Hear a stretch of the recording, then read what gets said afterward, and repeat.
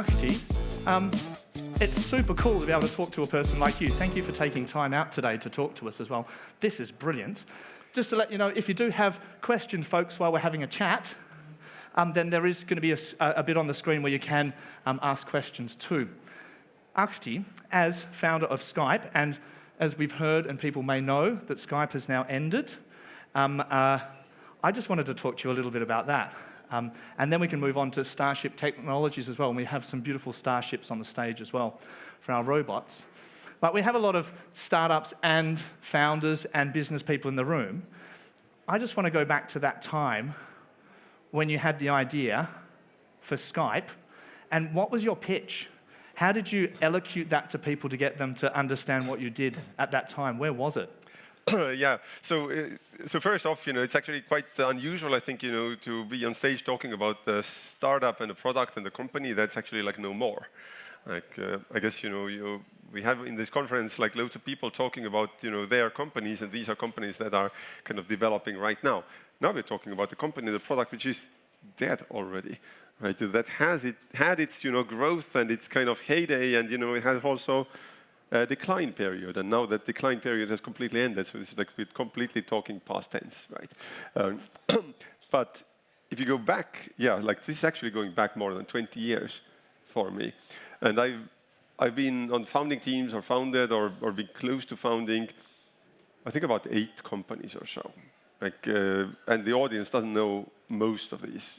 You don't know because they never got off the ground really, or never got past like 5 people or something like that. But they all kind of actually start in a similar way. Like it is a couple of people with a whiteboard or without a whiteboard discussing about some idea, and sometimes it's a wild idea, and sometimes it's a more obvious idea. And there was also this ideation period, and the same team had done several other things together before and after, and they all kind of start the same way. Like you never know whether this idea is something that just goes into a complete, global phenomenon, and you start a revolution, and this you create this whole concept of talking to each other long distance, not via phones but via computers or digital systems, or it just doesn't go anywhere. Like you have this meeting, developing some ideas, and you never have the second meeting. Yeah, it's really cool that we're talking about something that doesn't exist anymore, because I feel that we are building sandcastles. Like everyone in this room, in 10, 15 years' time, I'm pretty sure that everyone in this room, what you're working on right now, that technology will possibly be irrelevant. It won't be what it is necessarily right now. I want to talk about that though. Like if we're understanding that if we commit to something right now, it's, in the future, it's probably not going to be there. But what was that feeling? When was that moment with Skype, when you're talking about with friends, having a chat, should we do this? At what point? Do you remember the day or the time when you decided, right, we're going to do this? This isn't just a little garage hobby dream that we've got. Can you talk us through that moment, that day, that point? I think, we had been used to developing various ideas, and some of them worked, or some of them not. It was just like it was just a thing we did as a team. But the general ideation process, went, something like this. That, I remember at one point where, when I was, this was like a long time ago, right? So you're talking about the world and the problem that existed back then, and now it doesn't really exist because all of us are completely accustomed to the idea that we just have a thing in our pocket, and we just take it out and we just text or we call like anyone in the world, like very long distances. We talk for hours, and it costs nothing. But back then it was not like that. I remember, back then, like I was like 20. What was it in 2002? When we end of 2002, when we started developing these ideas. To like validate things or get my bearings a little bit, I took the price list of the phone company that I was using, and I look, okay, how much does it cost for me to call somebody in New York? We just picked New York, right? And I thought, okay, this is like this much per minute. And then I thought, okay, voice over IP does exist. right? So voice over IP is a technology where voice is converted to bits, and then you transport these bits as using your internet service provider effectively to New York. And then it's turned into voice there. So I knew as an engineer how this works, right? And then I looked at, okay, but how much does it cost to transfer the same amount of bits from my internet service provider to New York? And it was 1,000 times difference. It was 1,000 times cheaper to transport these bits to New York than transfer my voice using the phone company, right? I thought, okay, that seems like that there could be a business idea there. We could do this worldwide. We could effectively offer this pretty much for free, because 1,000 times cheaper is the same as free, pretty much, and this could work. And there were products out there that were doing that. It's just that they were quite cumbersome to use. They required a bunch of technical knowledge, but it was clear that it could be done. It had been validated that it could be done. The only thing that was left to validate was that could this really break out from being like a niche of some, technology enthusiasts that for some weird reason, want to experiment and talk to each other via computers, to like a global phenomenon that kind of everybody uses. And we did it by making it not a thing that just technology enthusiasts could do, but something that ordinary people could just install an app and it just works, right? So that worked, and the big moment where we kind of saw that, okay, this actually does work, this global phenomenon thing actually does work, was actually our launch day. Because I think all of you know how the launch days are. Well, can you talk us through that? Because I'm sure that there's people in the room here as well that have never had a launch day, or maybe there's one coming up soon, or people have had a launch day, and you only get like one chance at that, right? What was your launch day like? Yeah, well, you kind of have more chances than one, because Twitter or X.com, famously is one of these startups that obviously became really popular, but it's one of these stories where it took them a year to get really popular. During the first year, they only had a couple of thousand users. So they were not big. They were not this global phenomenon during a year. So they needed a year of sort of iteration and so forth. So I imagine that probably the launch day of Twitter was kind of a bit, underwhelming probably. But for Skype, we got 10,000 users on the first day. So that's probably about as many as Twitter got during the first year. And back then, again, starting to, I'm thinking, to reset a little bit your context. Today, getting 10,000 on the first day is not such a big deal, but back then it was a huge deal. Very, very few companies, very few products, got growing that quickly. This was before social media, for example. Before social media, before smartphones, right? And we got 10,000 users, and launch days, like I said, yes, I've experienced a few launch days, and most of them do not work. Most of them, you got one user, or you get 5 users, or 10, or something like that. It's not the case that you build a product and everybody loves it. It's the norm that you build a product and you love it, but others don't. That's the norm. But the Skype kind of there we knew that, okay, it actually does work. But there were a lot of naysayers, right? Clearly, come on, people talking to a computer. There are phones. Phones already exist. You pick up the phone, you dial, like this. Okay, there are buttons, phones as well, but still.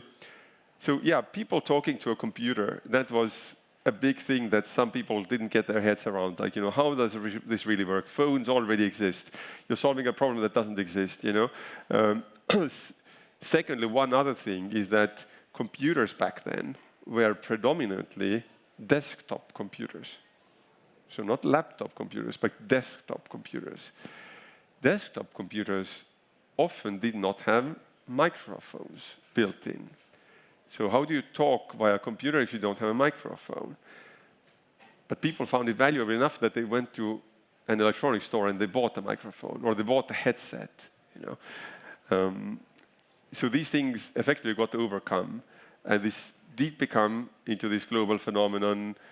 People realized this was something radically different.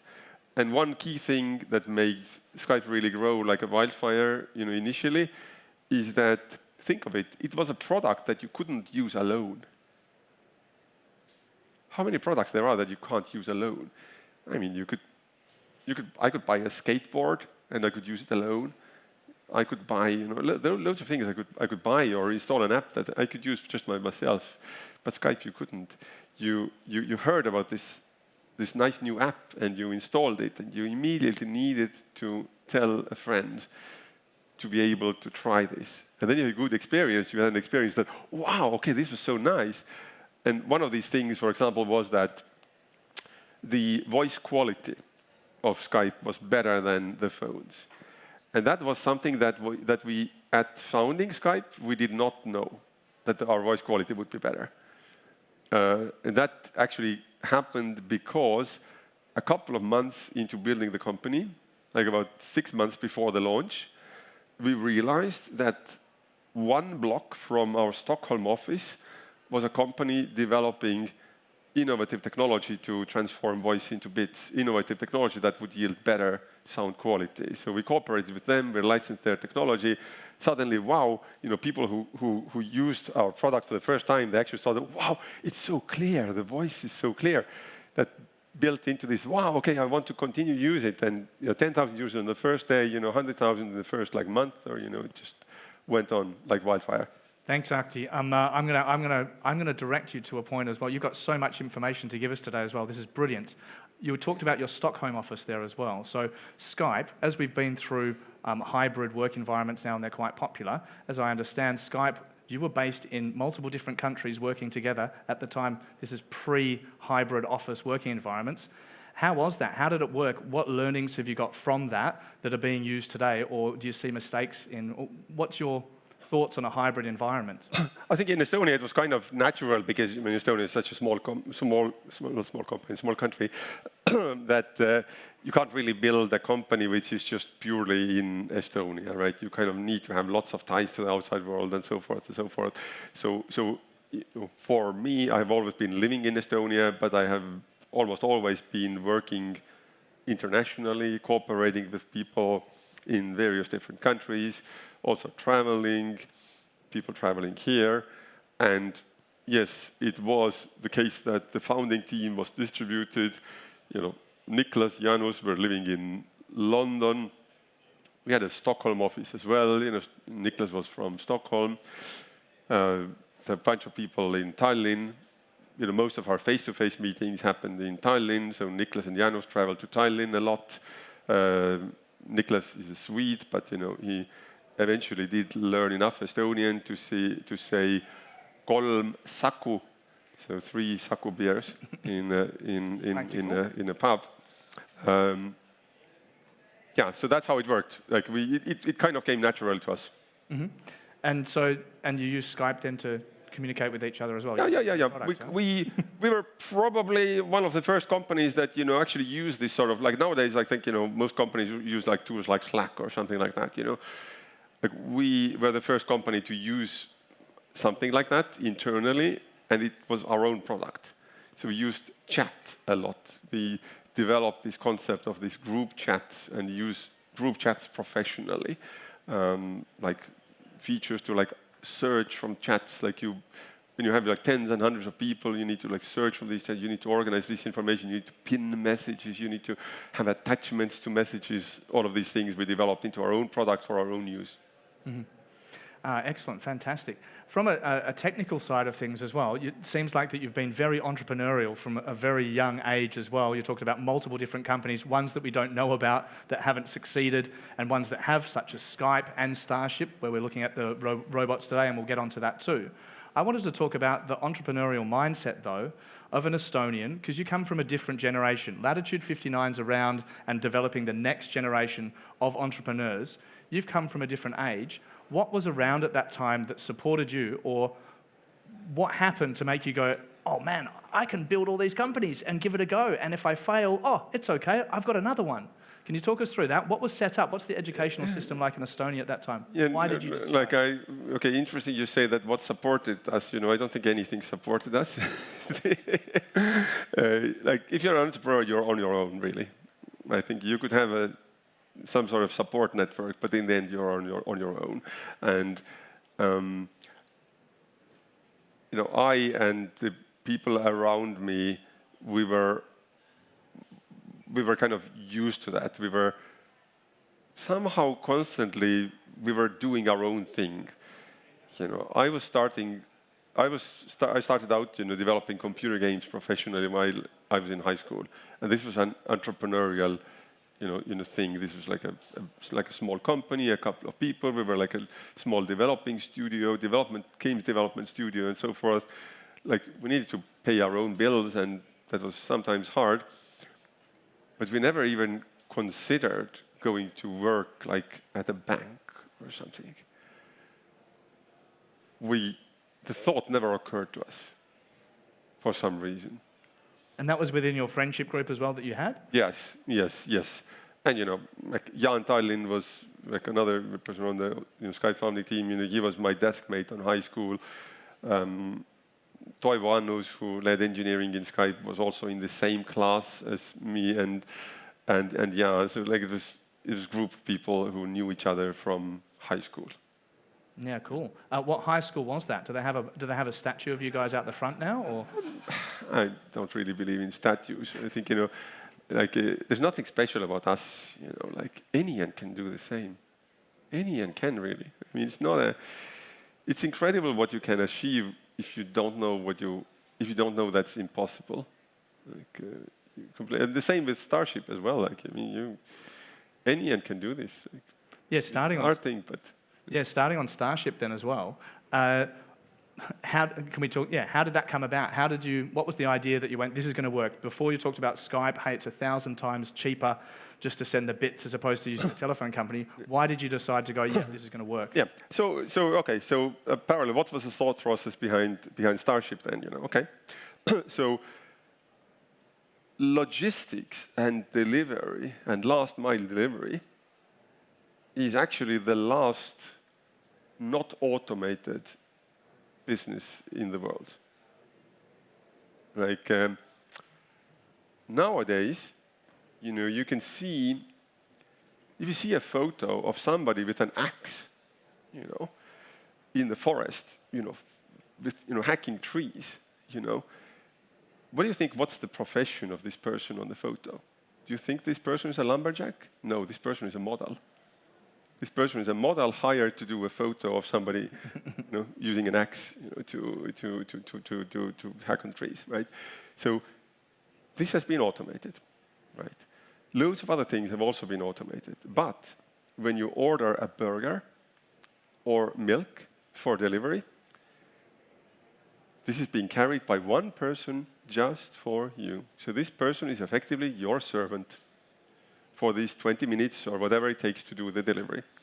Rich people have always been able to afford servants, but the mass market typically not, right? So this could be automated. Maybe we automate this last non-automated business in the world. Does the technology for that exist? I had just come off from a NASA competition, building robots for a NASA competition, and we had a professional team of about like 10 engineers, and we were building about similar size robots. This was for like a completely different use case, like collecting rock samples on like other planets, but still pretty much similar size and similar speed and so forth. So I kind of knew approximately what does it take to build robotics technology like that. I kind of realized that, okay, the technology of that exists. Nobody seems to have done it at all. It's probably a hard thing to do, but what a disruption. Like, what a potential to really change something in the world. And we were sitting around and we were thinking that, okay, robotics is developing. What can we do with robotics that can really touch everybody's lives? And we thought, okay, this is it, actually. This is it. We can do it. I'm sure it's hard, but it's completely possible to do it. There's lots of obstacles, just like, people were saying that, with Skype that, phones already exist and so forth. I mean, we had lots of arguments, as well. The most common that we get for Starship is that, people are going to steal robots. people are going to just take a robot and steal it. We have done 8 million deliveries. Nobody has stolen a robot from the street. Like nobody. I mean, it's lots of. It's like if you look around here. I mean, this robot is like. It's like 10 cameras around it. It's constantly connected to the internet. It's like it can actually speak. There's a really loud siren when you pick it up, and so forth and so forth. So it's not actually stolen. And we have built this from these 2 guys on a whiteboard to a level where it completely works in all senses of the world. Like we have scaled this up. We are operating in tens of cities. We are operating with thousands of robots. We are gross margin positive. We are scaling this up really. Like if you see our robots around in Tallinn here, I mean, Tallinn is like tiny part of our business, like 0.01% or something like that. But in Finland, we cover all of the 10 largest cities in Finland, I think, and in UK as well. So a lot of people still don't know about us or haven't really internalized that this logistics has been automated. There's technology that exists to transport things from point A to point B. You don't need to hire a servant for 20 minutes. The robot actually does it more efficiently. So a lot of people don't know about it yet because we haven't scaled through all of the world yet, but we are well on our way to do it. What's one point? I know we talk about the success of Skype as well, and the wave that's gone through of the success of Skype, and that's helped with money, network experience, and all of that as well. Was there one point with Starship where you've got to a point that you've gone, oh, it's tough. It's that. Do we keep on going? Was there a tough point where you had to go, okay, I've got to leverage my network a little bit more. We need more runway. We need more time to get this going, to get our traction, to get to the point that you're at now with even more sky ahead of you. Was there a point that you really needed to use your experience that you've had before? I think there was lots of points like that. Entrepreneurship is hard. It's hard to build something which is completely new. There were lots of times like that, with one exception. You said this one expression here that, do we keep this going? Like we have never had the point where we really have thought that, okay, we don't continue. Like we started down, we never had the point like that. But we have definitely, it's hard to build this. It's super hard to build this. I mean, entrepreneurship is hard. It's a really complicated product that we build. We need to do hardware, software, business model innovation, regulations, safety, unit economics, scaling through many different countries, all of this. I mean, this is hard stuff. It's not easy. It's not easy. It's never easy. So is that what was going through your head when you were 15 years old at high school with your friends going, entrepreneurship, it's difficult, it's hard, I've got my business. No. Is that youthful exuberance of just everything's possible? No. Right? Then you think it's easy. But entrepreneurs are optimists all the time, and we knew it's going to be hard, but we figured out we can solve all of the potential problems. Like also potential theft, we knew this could potentially be an issue, but we thought this has a solution. Like this, 10 cameras, sirens, all of these things, right? Like unit economics, making it cheap enough, for example. We knew this has a solution. I mean, hardware can be made cheaply, software can be optimized. If there is one technology skill that I, as an engineer, am really strong at, is optimizing things. So how many versions have we had of here? Of what we're looking at today, how many iterations have you gone through? Too many to count, but the exterior of the robot looks pretty much the same. Has it looked pretty much the same since 2015? With one exception, we had the lead of the robot, the top part of the robot used to be black. So that works fine in Estonia. It doesn't work in Texas with the sun. So that's why we made it white. But that has been the major externally visible change. But internally, we have iterated a lot. And initially, we did it more on a kind of prototyping style. So we just, switched out the individual components of the electronics and the mechanical parts and all of that. Now it is a little bit more systematic, where we think of things more in a bit like larger batches of things. But there has been lots of iterations. So we're talking thousands, tens of thousands, hundreds of thousands? Thousands of robots, yes. Yep. That's the scale we are at. Our competitors are on the level of 100 robots. Mm-hmm. We are the only one doing this on a commercial scale. Like really, if you think, like miles driven, I think Waymo has driven around like 20 million miles with their cars. We have driven 11 million miles with our robots. Everybody else is smaller than that, I think. Yeah, fantastic. We're wrapping up our time here as well. Unfortunately, we don't have the questions that we can get from the audience. But if you do have a question, pop your hand up. Oh, yeah, we've got one here straight in the front. Yeah, go for it. Hi, Ahti, nice to meet you. First of all, thank you for the technology for Skype. It allowed me to talk to my mom when I was a kid and she was far away. Great stuff. Second question, though. I've been in Tallinn since like 30 hours, right? I graduated. And I saw one of these, and I shared it with my 10,000 followers, but it was from Bolt. How is yours unique? Just for the question for the audience to hear them as well, I'm very happy to be here. He's been here for 30 hours in Tallinn and saw a Starship on the road and very excited about it too.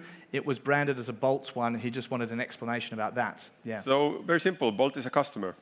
Bolt is our customer. We are selling deliveries to Bolt. We are also selling deliveries to, I would say, most or many other delivery apps in the world. We are selling deliveries to grocery retailers, like the #1 grocery retailer in Finland. S Market stores, S Group is one of the two big retail chains in Finland. They are our customers. We put their logo on the robot as well. It's the Starship logo as well, but our customers' logo as well. So we are in the business of automating logistics, and there's companies that want logistics to be done. And they can just buy our service. And it's kind of a turnkey service. You tell us that you need deliveries to be done from this delivery point from point A to point B in 5 minutes from now. Can you do it? Yeah, we can do it. Let's dispatch a robot, and it's all automated. It's all kind of turnkey solution. Fantastic. Thank you for the question and answer as well. Can I just get a quick raise about how many people in the room are startups, founders? Just a quick hand up. Startups and founders. Who are VCs, investors? Who can't be bothered answering the question? Very good. Doesn't add up. We got a few startups and founders that are active and actually putting their hands up, which is great. Fantastic. Ahti, because we're coming to the end of it as well, and this whole conference is about inspiring people as well, and I want you to channel your youthful exuberance with your friends at high school with that we can do anything, and also the experience that you've got now. Can you give us a tip? What would you, to inspire these young ones that are coming out, they haven't launched yet, they haven't had a launch day, they don't have all of this great experience that you've got, what's one small piece of advice that you would give them? I would say doing things together with a couple of people is better than doing things alone. For sure. A founding team of 2-3 people is clearly ideal.